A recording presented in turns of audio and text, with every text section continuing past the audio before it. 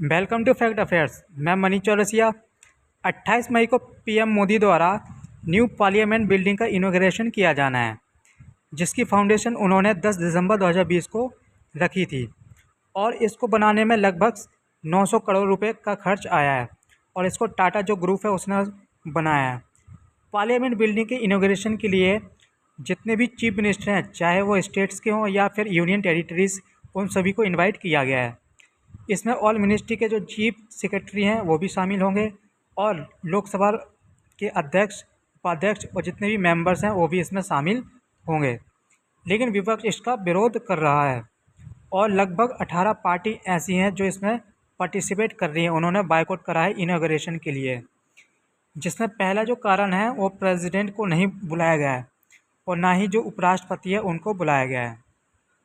वहीं खड़गे का कहना है कि जो बीजेपी है दलितों को केवल चुनाव को जीतने के लिए ही यूज़ करती है और उन्होंने ये भी कहा कि जो इनॉग्रेशन हो रहा है उसमें प्रेसिडेंट मुर्मू हैं या जो वाइस प्रेसिडेंट धनखड़ जी हैं उनको नहीं बुलाया गया और यहाँ तक कि जो पहले यानी फॉर्मर प्रेसिडेंट ऑफ इंडिया रहे हैं रामनाथ कोविंद, उनको भी नहीं बुलाया गया है। वहीं विवेक टांका का कहना है, जो कि राज्यसभा के मेंबर भी हैं, उन्होंने कहा कि मुझे इनवाइट तो किया गया है, लेकिन उन्होंने ये भी कहा कि क्यों राष्ट्रपति व उपराष्ट्रपति को इसमें इनवाइट नहीं किया गया है और ना उनका इसमें नाम लिखा है। उन्होंने आर्टिकल 79 का भी जिक्र करा है। विरोध में विपक्ष की यूनिटी साफ दिखाई दे रही है, क्योंकि इसमें जो आम आदमी पार्टी है, आरजेडी है, जेडीयू है, सीपीआई-एम है, डीएमके है, एनसीपी है, आदि ऐसी पार्टियां जो इसमें पार्टिसिपेट कर रही है, उन्होंने बायकॉट करा है। लेकिन अभी तो इसमें अभी निर्णय नहीं आया कि कब होगा, लेकिन जल्द ही 1-2 दिन में पता चल जाएगा कि बॉयकॉट कर रही हैं नहीं। उन्होंने अभी कहा कि हम सभी अभी बातचीत कर रहे हैं बॉयकॉट करने के लिए। अब दूसरा कारण है दिल्ली व केंद्र का विपक्ष, क्योंकि जो दिल्ली में अभी सेंट्रल गवर्नमेंट द्वारा ऑर्डिनेंस लाया गया था, जिससे जो सुप्रीम कोर्ट का जो फैसला था वो नल एंड वाइड हो गया था। अब तीसरा कारण है कि हेड ऑफ गवर्नमेंट। इससे पहले जो प्राइम मिनिस्टर मोदी हैं उन्होंने फाउंडेशन भी रखी थी और 28 मई को अब वो इनॉग्रेशन भी करने जा रहे हैं। डेमोक्रेसी में हेड ऑफ स्टेट प्रेसिडेंट होता है और उसको पहला नागरिक भी माना जाता है, इसलिए उसे ही इनॉग्रेशन करना चाहिए था। इसमें ओल्ड जो पार्लियामेंट बिल्डिंग है वो 1927 में बनाई गई थी। अब जो उसमें बैठने वालों की संख्या उस टाइम बहुत कम थी, लेकिन जो जैसे टाइम बढ़ते गया तो उसमें जो संख्या हो लगातार बढ़ती गई और अब जो स्पेस है बहुत ही कम है, जिसकी वजह से न्यू जो पार्लियामेंट बिल्डिंग है उसको बनाना पड़ा था। इससे पहले जो लोकसभा में जो सदस्य थे 545 हैं और राज्यसभा में 252 हैं।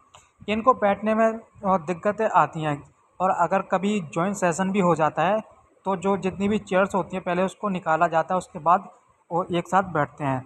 वो भी मतलब चिपक के बैठना पड़ता है, इसलिए जो न्यू पार्लियामेंट है उसको बनाने का जिक्र करा है।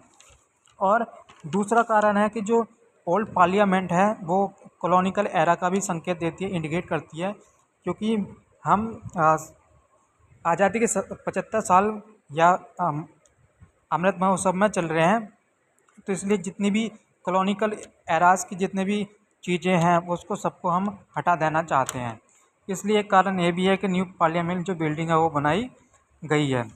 अब जो न्यू पार्लियामेंट बिल्डिंग है वो उसमें लगभग लोकसभा के 900 सदस्य बैठ सकते हैं आसानी से। वहीं हम बात करते हैं राज्यसभा की, तो लगभग 300 जो लोग हैं वो आराम से बैठ सकते हैं और जॉइंट सेशन के लिए भी एक नया हॉल है जिसमें आसानी से दोनों सदनों के जो लोग हैं वो बैठ सकते हैं।